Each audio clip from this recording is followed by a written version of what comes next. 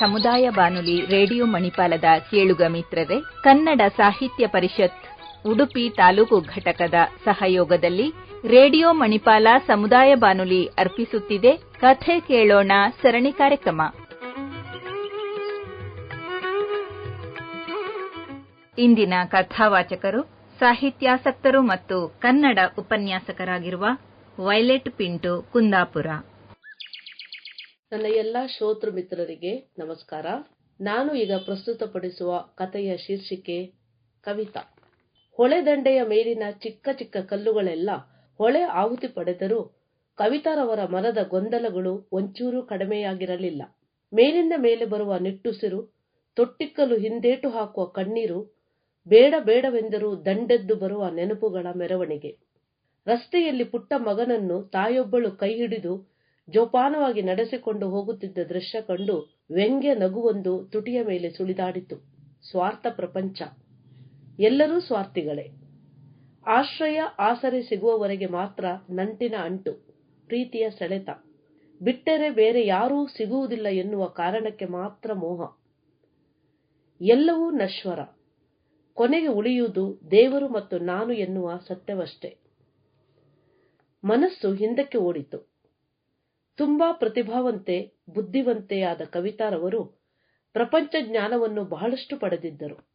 ಮದುವೆಯಾಗಿ ಕೆಲವು ವರ್ಷಗಳಲ್ಲೇ ಗಂಡನನ್ನು ಕಳೆದುಕೊಂಡರೂ ಇದ್ದೊಬ್ಬ ಮಗನನ್ನು ಧೈರ್ಯವಾಗಿ ಸಾಕಿ ಸರೀಕರ ಎದುರು ದಿಟ್ಟತನದಿಂದ ತಲೆ ಎತ್ತಿ ನಡೆಯಬೇಕೆಂದು ನಿರ್ಧರಿಸಿದರು. ಹೇಗೂ ಗಂಡನ ನೌಕರಿ ಸಿಕ್ಕಿತ್ತು. ಮಗ ತಾಯಿಯಂತೆ ಅತೀ ಬುದ್ಧಿವಂತ.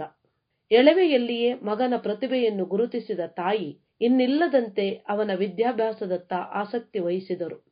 ಶಕ್ತಿ ಮೀರಿ ಅವನ ಶಿಕ್ಷಣಕ್ಕೆ ಬೇಕಾದ ಸೌಲಭ್ಯಗಳನ್ನು ಒದಗಿಸುವುದರಲ್ಲೇ ತೃಪ್ತಿ ಕಂಡರು. ಓದು ಬಿಟ್ಟರೆ ಮಗ ಇನ್ಯಾವ ದಿಕ್ಕಿನತ್ತಲೂ ತಿರುಗುತ್ತಿರಲಿಲ್ಲ. ಅವನ ರೂಮಿಗೆ ಎಲ್ಲವನ್ನು ಒದಗಿಸಿಕೊಡುತ್ತಿದ್ದರು. ತಾಯಿಯ ಆಸೆಯನ್ನು ನೆರವೇರಿಸುವುದರಲ್ಲಿ ಮಗ ಸೋಲಲೇ ಇಲ್ಲ. ಪ್ರತಿ ಕ್ಲಾಸಲ್ಲೂ ಉನ್ನತ ದರ್ಜೆಯಲ್ಲಿ ಉತ್ತೀರ್ಣನಾಗತೊಡಗಿದ. ಅವನ ರೂಮಿನಲ್ಲಿ ಪುಸ್ತಕಗಳಷ್ಟೇ ಅಲ್ಲದೆ 10 ಹಲವು ಪ್ರಶಸ್ತಿ ಪದಕಗಳು ಅಲಂಕರಿಸುವುದನ್ನು ಕಂಡು ಕವಿತಾರವರ ಎದೆ ಹೆಮ್ಮೆಯಿಂದ ಬಿಗಿತ್ತು. ಮಗ ವಿದ್ಯಾಭ್ಯಾಸದಲ್ಲಿ ಹೆಚ್ಚೆಚ್ಚು ಉನ್ನತಿಗೆ ಏರಿದ. ಕಾಲೇಜಿನಲ್ಲೂ ಊರಲ್ಲೂ ಅವನ ಗುಣಗಾನವೇ. ಇಂಥ ಬುದ್ಧಿವಂತ ಮಗನನ್ನು ಹೆತ್ತ ನೀವೇ ಪುಣ್ಯವಂತರಮ್ಮ. ಸ್ನೇಹಿತರು ಪ್ರಶಂಸಿಸುವಾಗ ಕವಿತಾರವರ ಜನ್ಮ ಸಾರ್ಥಕವಾದಂತಹ ಅನುಭವ. ನೋಡಿ, ಈಗಿನ ಮಕ್ಕಳು ಅದು ಇದು ಅಂತ ಊರು ತುಂಬ ಬೈಕಿನಲ್ಲಿ ಸುತ್ತಾಡುವಾಗ ನಿಮ್ಮ ಮಗ ನೋಡಿ ಮನೆ ಬಿಟ್ಟು ಆಚೆನೇ ಬರುವುದಿಲ್ಲ. ಏನು ಅದೃಷ್ಟವಂತರಪ್ಪ ನೀವು. ಅವರಿವರ ಮಾತುಗಳನ್ನು ಕೇಳುವಾಗ ಪುಳಕವಾಗುತ್ತಿತ್ತು. ಗಂಡನನ್ನು ಕಳೆದುಕೊಂಡ ದುಃಖ ಕೊರತೆಯನ್ನು ಮಗ ದೂರ ಮಾಡಿದ. ಮಗನನ್ನು ಅಪ್ಪಿ ಮುದ್ದಾಡಬೇಕೆನಿಸುತ್ತಿತ್ತು. ಆದರೆ ಮಗ ಬಹಳ ದೊಡ್ಡವನಾಗಿದ್ದ. ಪ್ರತಿಷ್ಠಿತ ಕಂಪನಿಯೊಂದರಲ್ಲಿ ಮಗನ ಅತ್ಯುನ್ನತ ಹುದ್ದೆಗೆ ಕರೆ ಬಂತು. ಅವನಿಗೆ ಹುದ್ದೆಯೂ ಸಿಕ್ಕಿತು. ತಮಗೆ ರಿಟೈರ್ ಆಗಲು ಇನ್ನು ಕೆಲವೇ ವರ್ಷಗಳು ಉಳಿದಿವೆ. ಗಟ್ಟಿಮುಟ್ಟಾಗಿರುವಾಗಲೇ ಮಗನಿಗೆ ಮದುವೆ ಮಾಡಿ ಅವನ ಸಂಸಾರ ನೋಡಬೇಕು, ಮೊಮ್ಮಕ್ಕಳನ್ನು ಎತ್ತಿ ಮುದ್ದಾಡಿಸಬೇಕು. ಮಗನಲ್ಲಿ ವಿಷಯ ಪ್ರಸ್ತಾಪಿಸಿದಾಗ ಮಗ, ನೀನೇ ಯಾವುದಾದರೂ ಹೆಣ್ಣನ್ನು ನೋಡಮ್ಮ, ನನಗೆ ಅದೆಲ್ಲ ಗೊತ್ತಾಗುವುದಿಲ್ಲ ಎಂದ. ಇಂತಹ ರಂಗುರಂಗಿನ ಲೋಕದಲ್ಲಿ ನನ್ನ ಮಗ ಅಪ್ಪಟ ಅಪರಂಜಿ ಎಂದುಕೊಂಡರು ಕವಿತಾ. ದೂರದ ಸಂಬಂಧಿಯೊಬ್ಬರ ಮಗಳನ್ನು ನೋಡಿ ಮಗನ ಮದುವೆಯನ್ನು ಅದ್ದೂರಿಯಾಗಿಯೇ ಮಾಡಿದರು. ಮಗ ಸೊಸೆ ಇಬ್ಬರು ನೌಕರಿಯಲ್ಲಿ ಇರುವುದರಿಂದ ಬಹಳಷ್ಟು ಜನರು ಮದುವೆಗೆ ಬಂದಿದ್ದರು. ಮದುವೆಗೆ ಬಂದ ಊರಿನ ಸಂಧ್ಯಾ ಮಂದಿರದ ವಾರ್ಡನ್ ಆಶಾರವರು, ಕವಿತಾ ಮೇಡಂ, ನಿಮ್ಮ ದಿಟ್ಟತನ, ಜೀವನ ಪ್ರೀತಿ, ಶಿಸ್ತು ನೋಡಿ ನನಗೆ ತುಂಬಾ ಸಂತೋಷವಾಗುತ್ತದೆ ಹಾಗೂ ಗೌರವವೂ ಕೂಡ. ನೂರಾರು ದುಃಖಗಳ ಅಲೆಗಳ ಮೇಲೂ ಹೆಣ್ಣೊಬ್ಬಳು ಒಂಟಿಯಾಗಿ ಹೀಗೂ ಬದುಕಿನ ನೌಕೆಯನ್ನು ಸಾಗಿಸಬಲ್ಲಳು ಎನ್ನುವುದಕ್ಕೆ ನೀವೇ ಸಾಕ್ಷಿ. ನಿಮ್ಮ ಮಗ ನಿಮ್ಮ ಹೆಮ್ಮೆ, ನಿಮ್ಮ ಆದರ್ಶ ಜೀವನದ ಕನ್ನಡಿಯ ಪ್ರತಿಬಿಂಬ ಅವನು. ನಿಮ್ಮನ್ನು ನೋಡಿ ನನಗೆ ಹೆಮ್ಮೆ ಎನಿಸುತ್ತದೆ. ಕಂಗ್ರಾಟ್ಸ್. ಕೈ ಕುಲುಕುವಾಗ ಆಶಾರವರ ಬೆಚ್ಚಗಿನ ಸ್ಪರ್ಶದಲ್ಲಿ ಅದೇನೋ ವಿವರಿಸಲಾರದ ಪುಳಕವನ್ನು ಕವಿತಾರವರು ಅನುಭವಿಸಿದರು. ಮಗ ಸೊಸೆ ಯಾವುದೇ ಕಿರಿಕಿರಿ ಇಲ್ಲದೆ ಸಂತೋಷದಿಂದ ಬಾಳುತ್ತಿದ್ದರು. ಮೊದಲಿನಿಂದಲೂ ಹೆಚ್ಚಿಗೆ ಮಾತನಾಡದ ಮಗ ಅಂದು ಅಮ್ಮನ ಮುಂದೆ ಅಪರೂಪಕ್ಕೆಂಬಂತೆ ಕೂತು, ಅಮ್ಮ, ನನಗೆ ಕಂಪನಿಯಿಂದ ಇಂಗ್ಲೆಂಡಿಗೆ ಕಳಿಸುತ್ತಿದ್ದಾರೆ. ಎಷ್ಟು ವರ್ಷ, ಏನು ಕತೆ ಗೊತ್ತಿಲ್ಲ. ಅವನು ಇನ್ನೂ ಮಾತು ಮುಗಿಸಿರಲಿಲ್ಲ. ಕವಿತಾರವರು ಭೂಮಿಗೆ ಇಳಿದು ಹೋದರು. ಅಮ್ಮ, ಹೆಂಡತಿ ಅಂತ ಅವಳಿಗೆ ಮಾತ್ರ ಕರೆದುಕೊಂಡು ಹೋಗಲು ಪರ್ಮಿಷನ್ ಕೊಟ್ಟಿದ್ದಾರೆ. ಅಲ್ವೋ? ಇಂಗ್ಲೆಂಡಿಗೆ ಹೋಗುವಂತಹ ದರಿದ್ರ ನಿನಗೇನು ಬಂದಿರೋದು? ನಿಮಗಿಬ್ಬರಿಗೂ ನೌಕರಿ ಇದೆ, ನನಗೂ ಅಲ್ಪ ಸ್ವಲ್ಪ ಪೆನ್ಷನ್ ಬರುತ್ತದೆ. ಇಲ್ಲೇ ಎಲ್ಲರೂ ಸುಖವಾಗಿ ಇರಬಹುದಲ್ವಾ? ಡೋಂಟ್ ಬಿ ಸಿಲ್ಲಿ ಅಮ್ಮ. ದುಡ್ಡಿನ ಪ್ರಶ್ನೆ ಅಲ್ಲ, ನಾನಿನ್ನೂ ಸಾಧಿಸಬೇಕಾದ್ದು ಬಹಳಷ್ಟಿದೆ. ಎದೆಯೊಳಗೆ ಕಿವಿಚದಂತಾಯಿತು. ನಿನ್ನನ್ನು ಬಿಟ್ಟು ಅದೇಗೆ ನಾನೊಬ್ಳೇ ಇರಲಿ ಮಗು? ನನಗೂ ವಯಸ್ಸಾಯಿತು. ನಿನ್ನನ್ನು ಬಿಟ್ಟರೆ ನನಗೆ ಇನ್ಯಾರು ಇದ್ದಾರೆ?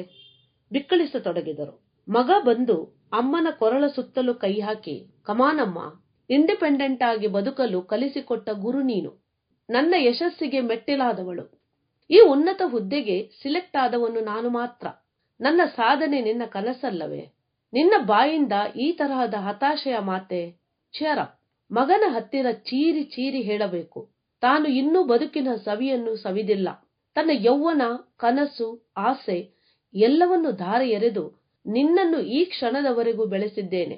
ತಾನು ಕಳೆದುಕೊಂಡ ಜೀವನ ಸುಖವನ್ನು ಮರಳಿ ಕೊಡುವುದು ಮಗನ ಕರ್ತವ್ಯವಲ್ಲವೇ? ಇನ್ನು ನಾನು ಯಾರಿಗಾಗಿ ಬದುಕಬೇಕು? ಬದುಕಲು ಕಾರಣ, ಉದ್ದೇಶವೇ ಇಲ್ಲವಲ್ಲ. ಎದೆಯೊಳಗಿನ ಮಾತುಗಳು ನಿಟ್ಟುಸಿರಾಗಿ ಕುಳಿತು ಬಿಟ್ಟವು. ಮಗ ಲ್ಯಾಪ್ಟಾಪ್ ಮುಂದೆ ಕೂತಿದ್ದ. ಕಣ್ಣಂಚಿನಲ್ಲಿ ನೀರು ತೊಟ್ಟಿಕ್ಕಲು ತವಕ ಪಡುತ್ತಿತ್ತು. ಪಾರ್ಕಿನಲ್ಲಿ ವಯಸ್ಸಾದ ದಂಪತಿಗಳು ಪ್ರಯಾಸದಿಂದ ವಾಕ್ ಮಾಡುತ್ತಿದ್ದರು. ಎಂತಹ ಸುಳ್ಳಿನ ಬದುಕು ನಮ್ಮದು! ಮೊನ್ನೆ ತನಕ ಗಟ್ಟಿ ಮುಟ್ಟಾಗಿದ್ದ ದೇಹ ಈಗ ಸೋತು ಮುಪ್ಪಾಗಿದೆ, ಕಾಯಿಲೆಯ ಗೂಡಾಗಿದೆ. ಯೌವನದಲ್ಲಿ ಜೊತೆಗಿದ್ದವರೆಲ್ಲರೂ ಈಗ ದೂರವಾಗಿ ಬಿಟ್ಟಿದ್ದಾರೆ. ಅಸಹಾಯಕತೆ, ಒಂಟಿತನ, ಕಾಯಿಲೆ, ನಿರಾಸೆ, ಹತಾಶೆಗಳು ದೇಹದ ಸುಕ್ಕುಗಳಂತೆ ಮನಸ್ಸಿಗೆ ಅಂಟಿಕೊಂಡು ಬಿಟ್ಟಿವೆ. ಆಶ್ಚರ್ಯವಲ್ಲವೇ? ಗಂಡ, ಹೆಂಡತಿ, ಮಕ್ಕಳು, ಮರಿ, ಒಡ ಹುಟ್ಟಿದವರು, ಬಂಧು ಬಳಗದವರೊಡನೆ ಬದುಕಿದವರು ಯಾಕೆ ಹೀಗೆ ಏಕಾಂಗಿಗಳಾಗಿ ಬಿಡುತ್ತಾರೆ? ಯಾಕೆ ಯಾರಿಗೂ ಬೇಡವಾಗಿ ಬಿಡುತ್ತಾರೆ? ಸರ್ವಸ್ವವನ್ನು ದಾರೆ ಎರೆದು ಬೆಳೆಸಿದ ಮಕ್ಕಳು ತಂದೆ ತಾಯಿಯವರನ್ನು ಏಕೆ ಹೀಗೆ ದೂರ ಮಾಡುತ್ತಾರೆ? ಎಷ್ಟು ಕೃತಜ್ಞತೆ! ಎಲ್ಲಿ ಸೋತಿದ್ದೇವೆ ನಾವು? ಹೌದು, ತನ್ನದೇ ತಪ್ಪು.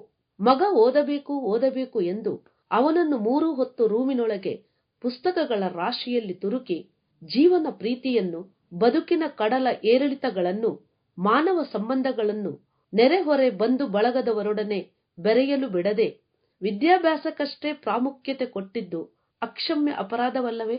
ಮಗುವಿದ್ದಾಗ ಆಟವಾಡಲು ಹೊರಗಡೆ ಹೋಗುವಾಗ ಗದರಿಸಿ ಒಳಗೆ ಕರೆತಂದದ್ದು, ತೊಡೆಯ ಮೇಲೆ ಕುಳಿತು ಆಟವಾಡಲು ಬಯಸಿದಾಗಲೆಲ್ಲ ಪುಸ್ತಕ ಪೆನ್ಸಿಲು ಕೊಟ್ಟು 2-3 ವರ್ಷಗಳ ಒಳಗೆ ಓದಲು ಬರೆಯಲು ಸಿದ್ಧಗೊಳಿಸಿದ್ದು, ಹಬ್ಬ ಹರಿದಿನ, ದೇವಸ್ಥಾನ, ಜಾತ್ರೆ, ಮದುವೆ ಮುಂಜಿಗಳಿಗೆ ತಾವೊಬ್ಬರೇ ಹೋಗಿದ್ದು, ಮಗ ಗಳಿಸುವ ಮಾರ್ಕ್ಸ್ ಒಂದೇ ಮಾನದಂಡವೆಂಬಂತೆ ಅವನನ್ನು ಪ್ರಶಂಸಿಸಿದ್ದು, 1-2 ಅಂಕಗಳು ಕಡಿಮೆ ಬಂದಾಗ ಮಗನಿಗೆ ಧೈರ್ಯ ತುಂಬುವುದನ್ನು ಬಿಟ್ಟು ಆಕಾಶವೇ ಕಳಚಿ ಬಿದ್ದವರ ಹಾಗೆ ಮರುಗಿದ್ದು, ಮಗನೊಂದಿಗೆ ಅವನ ವಿದ್ಯಾಭ್ಯಾಸದ ವಿಚಾರ ಬಿಟ್ಟರೆ ಬೇರೆ ಯಾವುದನ್ನಾದರೂ ತಾನು ಅವನೊಂದಿಗೆ ಪ್ರಸ್ತಾಪಿಸಿದ್ದು ಉಂಟೆ?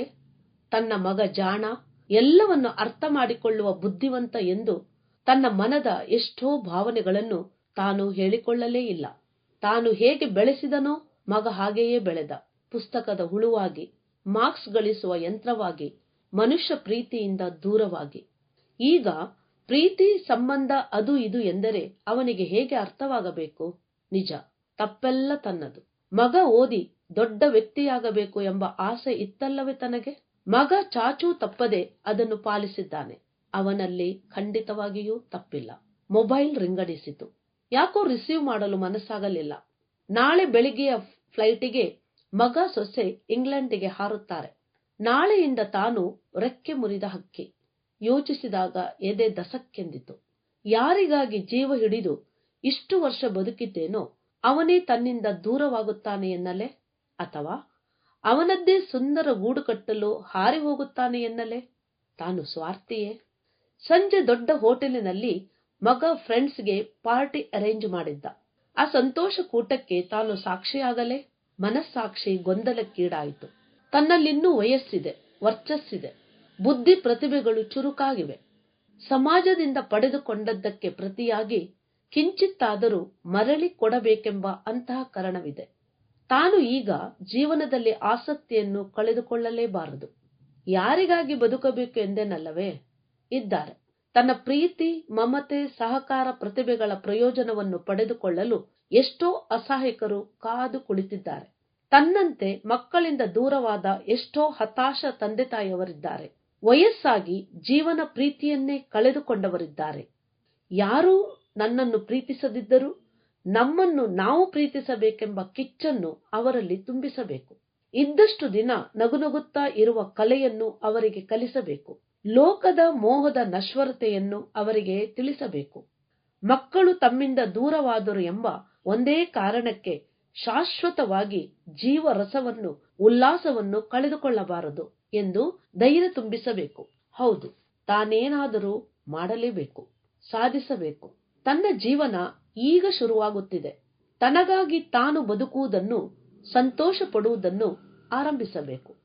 ತಟ್ಟನೆ ಸಂಧ್ಯಾ ಮಂದಿರದ ನೆನಪಾಯಿತು. ತನ್ನ ಹುಟ್ಟಿದ ದಿನಕ್ಕೆ ಆಗಾಗ ಭೇಟಿ ಕೊಟ್ಟು ಹಣ್ಣು ಹಂಪಲು ಸಿಹಿ ವಿತರಿಸುವ ರೂಢಿಯಿತ್ತು. ಅದು ತನಗೆ ಪರಿಚಿತವಾದ ಪರಿಸರ. ತಾನಿದ್ದ ಮನೆ ಮಾರಿದರೆ ಒಂದಷ್ಟು ಲಕ್ಷಗಳು ಸಿಗಬಹುದು. ಅದನ್ನು ಸಂಧ್ಯಾ ಮಂದಿರದ ಅಭಿವೃದ್ಧಿಗೆ ಕೊಟ್ಟು ತಾನು ತನ್ನ ಜೀವನದ ಸಂಧ್ಯಾ ಕಾಲವನ್ನು ಅವರೊಡನೆ ಕಳೆಯಬಹುದು. ತಾನೀಗ ಒಂಟಿ ಅಲ್ಲ, ಅದೊಂದು ದೊಡ್ಡ ಕುಟುಂಬ. ಮೊಬೈಲ್ ಮತ್ತೊಮ್ಮೆ ರಿಂಗಣಿಸಿತು. ಹೋಟೆಲ್ ಪಾರ್ಟಿಗೆ ಆಹ್ವಾನದ ಕರೆ ಮಗನಿಂದ. ಫೋನ್ ಎತ್ತಿ, ಬರಲಿಕ್ಕೆ ಆಗುವುದಿಲ್ಲಪ್ಪ, ಸ್ವಲ್ಪ ಅರ್ಜೆಂಟ್ ಕೆಲಸವಿದೆ ಎಂದು ಫೋನ್ ಕಟ್ ಮಾಡಿದರು. ಈಗಲೇ ವಾರ್ಡನ್ ಆಶಾರವರೊಡನೆ ಮಾತಾಡಬೇಕು. ಹುಚ್ಚು ಮನಸ್ಸು, ನಾಳೆ ಹೇಗೆ ತಿರುಗುತ್ತೋ ಗೊತ್ತಿಲ್ಲ. ಆಗಲೇ ಹೊರಡಲು ಅನುವಾಗಿ ಎದ್ದರು. ಸೀರೆಗೆ ಅಂಟಿದ್ದ ಮಣ್ಣು ಕಸ ಕಡ್ಡಿಗಳನ್ನು ಕೊಡವಿದರು. ನಿಧಾನವಾಗಿ ಸಂಜೆಯ ಸೂರ್ಯ ಮರೆಯಾಗತೊಡಗಿದ. ಒಮ್ಮೆಗೆ ಕತ್ತಲು ಆವರಿಸಿದಂತಾಗಿದ್ದರೂ ಆಕಾಶದಲ್ಲಿ ಚಂದ್ರ ನಕ್ಷತ್ರಗಳು ಮಿನುಗತೊಡಗಿದವು. ಬೀದಿ ದೀಪಗಳು ದಾರಿಯ ಕತ್ತಲೆಯನ್ನು ದೂರ ಮಾಡಿದವು. ಇದುವರೆಗೆ ಸ್ವರಚಿತ ಕಥೆಯನ್ನು ಓದಿದವರು ಸಾಹಿತ್ಯಾಸಕ್ತರು ಮತ್ತು ಕನ್ನಡ ಉಪನ್ಯಾಸಕರಾಗಿರುವ ವೈಲೆಟ್ ಪಿಂಟೋ ಕುಂದಾಪುರ. ಕನ್ನಡ ಸಾಹಿತ್ಯ ಪರಿಷತ್ ಉಡುಪಿ ತಾಲೂಕು ಘಟಕದ ಸಹಯೋಗದಲ್ಲಿ ರೇಡಿಯೋ ಮಣಿಪಾಲ ಅರ್ಪಿಸುತ್ತಿರುವ ಕಥೆ ಕೇಳೋಣ ಸರಣಿ ಕಾರ್ಯಕ್ರಮ ಇಲ್ಲಿಗೆ ಮುಕ್ತಾಯವಾಯಿತು. ಮುಂದಿನ ಕಥೆ ಕೇಳಲು ಮತ್ತೆ ಭೇಟಿಯಾಗೋಣ.